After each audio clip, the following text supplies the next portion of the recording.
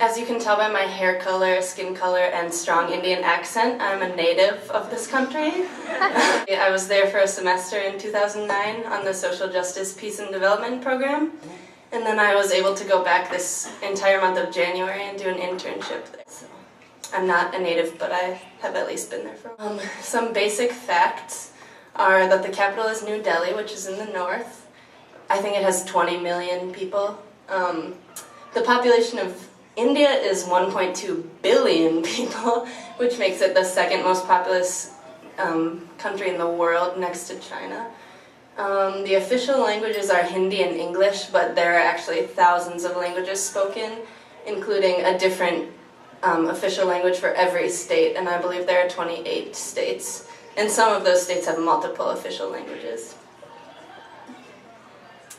This is a nice Google Map screenshot that can show you where India is located in the context of the world. So we have the Middle East over there on the left, and like Thailand and all that stuff on the right.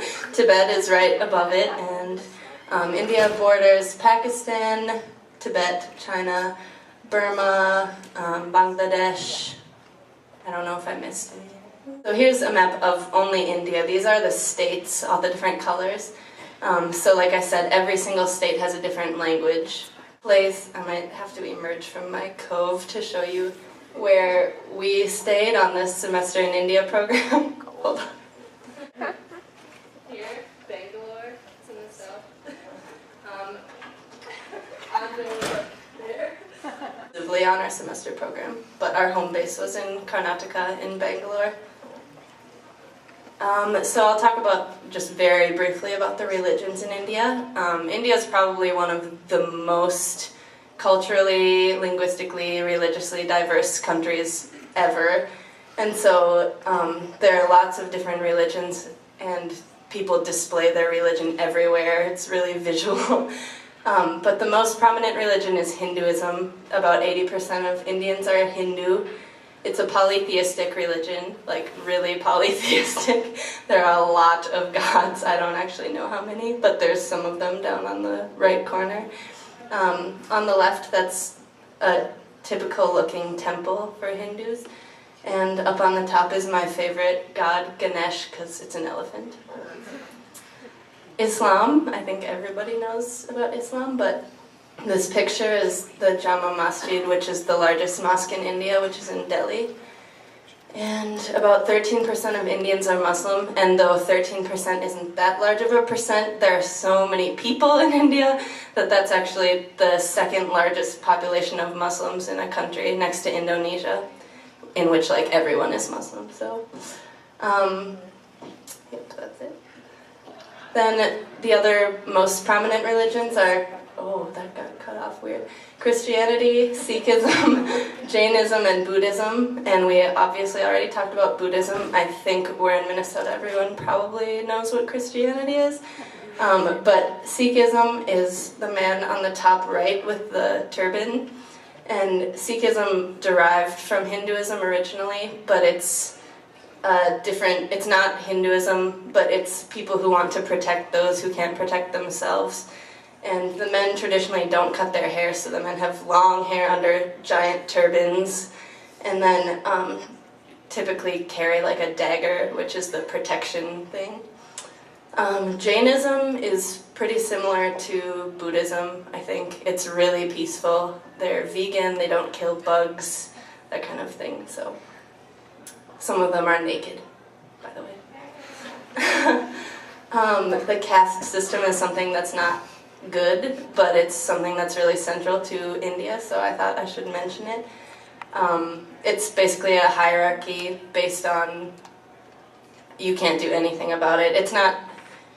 It's from Hinduism typically, but it's not really a religious thing. It's a really cultural thing. But everyone is in a different ranking, and so Brahmins are the most privileged people, and they're like the top of the pyramid, I guess. And then under the pyramid are the Dalits, the untouchables.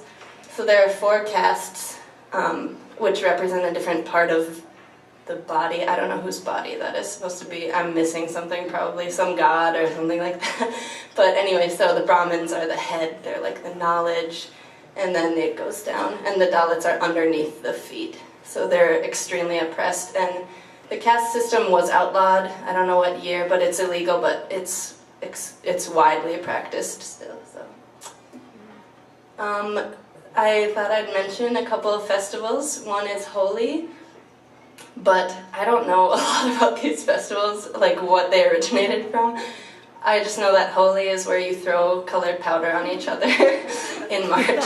So I don't know if someone wants to talk about the origin. I was reading about it on Wikipedia, but there were just a lot of long names and I didn't really understand what was going on. Then Diwali, which is in the fall. It's a festival of lights. People light sparklers like you see and fireworks and dance around. It's kind of equivalent to Christmas here in like what a big deal it is. Women's clothing. Typically women wear saris like what I'm wearing now. That one's really fancy. Actually this one's pretty fancy too, but women wear them for everything, including like working in the fields. I mean, you'll tie it in a different way, but it's still a sari. And if you go to different parts of India, they wear different types of saris, or they wear them in different ways. Otherwise, for younger, unmarried girls, typically they wear a salwar kameez, which is the middle one. And women can wear those too, but it's more informal, I guess. Then India also has a lot of people who are basically, they kind of live like Americans. They're pretty wealthy. They're called the middle class, but they're definitely the upper class. And so a lot of people wear Western clothing, like the girls on the right, jeans and whatever. So they would stare at the white people that were wearing like the Indian clothing because it was so bizarre. Men's clothing. The best one is definitely the dhoti, which is on the left, or it's also called a lungi. And it's just like a skirt thing, basically, that you can either wear at ankle length or tie up to how you see that man wearing it. These are really informal. They're used for field work and stuff like that. In southern India, you'll see really colorful ones, sometimes plaid and things like that. But there are a lot of white ones too. But in the middle, that's also a lungi, but it's a special one, so it's fancy. And then on the right, there's a kurta, which is the long tunic type thing. Food.